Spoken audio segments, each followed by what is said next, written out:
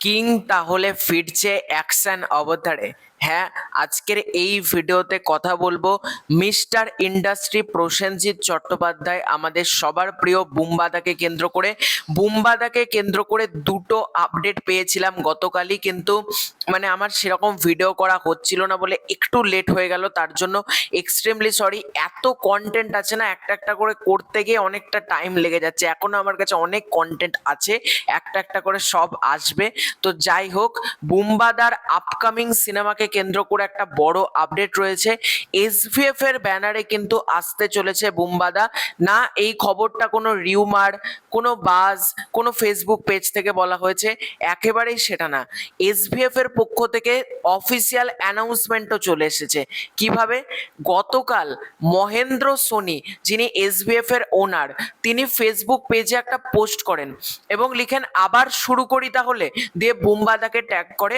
এবং সেখানে আমরা চারজনকে দেখতে পাচ্ছি: শ্রীকান্ত মহতা, বুম্বাদা, রবি কিনাগি এবং আরেকজন হচ্ছেন রাজ চক্রবর্তী।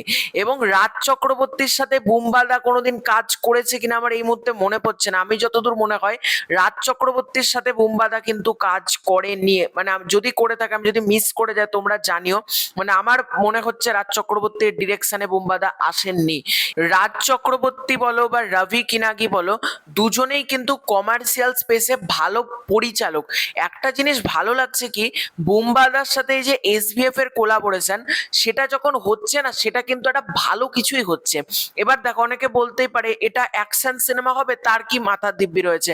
এটা এমনও তো হতে পারে কোনো ফ্যামিলি ড্রামা হলো, কারণ রাজ চক্রবর্তী তো একটা সন্তানের মতন ছবি করেছে, একটা হাবজি গাবজির মতনও ছবি করেছে। তাহলে এটা অ্যাকশন ছবি হবে কি করে বোঝা যাচ্ছে? দেখো, যেরকম লুক বুম্বাদা দেখা যাচ্ছে এবং যেরকম উচ্ছ্বাস প্রত্যেকের মধ্যে দেখা যাচ্ছে, প্রত্যেকের ফেসিয়াল এক্সপ্রেশন এতটা সুন্দর, আমার মন বলছে এটা অ্যাকশন সিনেমা হবে। আমি মন প্রাণ থেকে চাই এটা যেন অ্যাকশন সিনেমা হোক। এবং শেষে মহেন্দ্র সোনি এ কেওড়া গানটা যেরকম লাগিয়েছে না, মনে হচ্ছে অ্যাকশন ফিল্ম হতে পারে। মানে এটা আমার মনে হচ্ছে বুম্বাদা অ্যাকশন সিনেমায় করবে এসভিএফ এর সাথে, এবং যেটা রাজ চক্রবর্তী ডিরেকশন করবে। আর এটা যদি হয়, সিরিয়াসলি সিনেমা হলে সিটি হাততালি কাকে বলে তখন দেখা যাবে।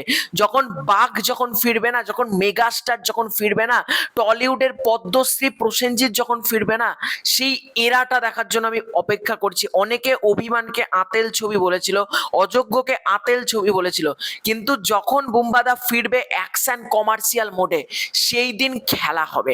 এবং বুম্বাদাকে কেন্দ্র করে আরো একটা আপডেট রয়েছে, পরবর্তী ভিডিওতে তোমাদেরকে দিচ্ছি।